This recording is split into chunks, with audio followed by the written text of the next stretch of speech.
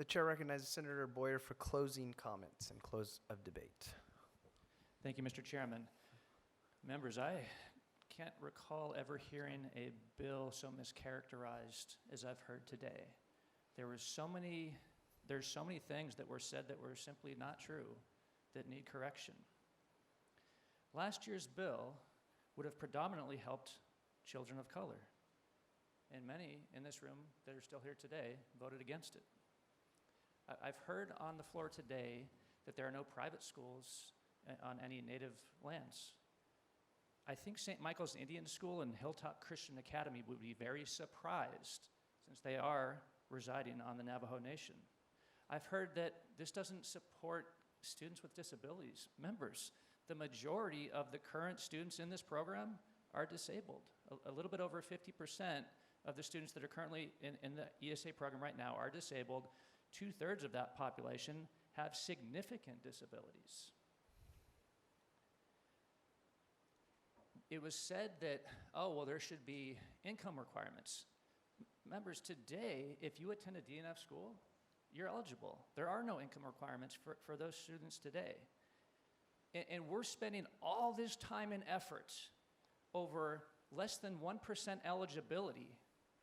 So in other words, of the 250,000 current students that are eligible, there are 10,000 students. This program's been in place for 10 years. So that's roughly 1,000 students a year are coming onto this program, roughly. We're spending all this time and effort to make sure that those types of students, not everyone's going to take us up on it, but those students, to make sure that they're stuck in the school that's failing them. It might be a great school, but it's not obviously working for them. And when it comes to K-12, you only have one shot.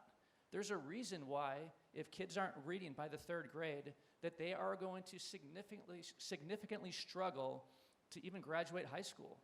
That's why it's so important. And the JLBC says that there's going to be about a 3.8% usage on this program. So roughly 30,000 students total upon full implementation. Trying to make sure that those students can't participate, that they can't have their parents' hard-earned tax dollars go with them to a school that can work for them, to me is I don't know what to say, but it's terrible. And we also heard, I never thought I'd have to speak to this. I heard the word segregation today on the floor. That somehow private schools and parent choice programs promote segregation. This is preposterous. Think about that. A parent choosing where they want to take their student, their child, that's segregation? I think that George Orwell would be proud at this point, because this is the opposite of segregation. To say to a parent, we, the government, knows what's best for your child that you brought into this world, that we know better than you do, mom and dad. What we're trying to do here with 1657 is to provide true freedom. Assigning families to inferior schools based upon their home address is true segregation. That's the true segregation problem that we face today. If we want to address history, the public school system was the primary mechanism for race-based segregation. It's currently the de facto mechanism at the moment based upon how we assign families to schools based upon their zip code.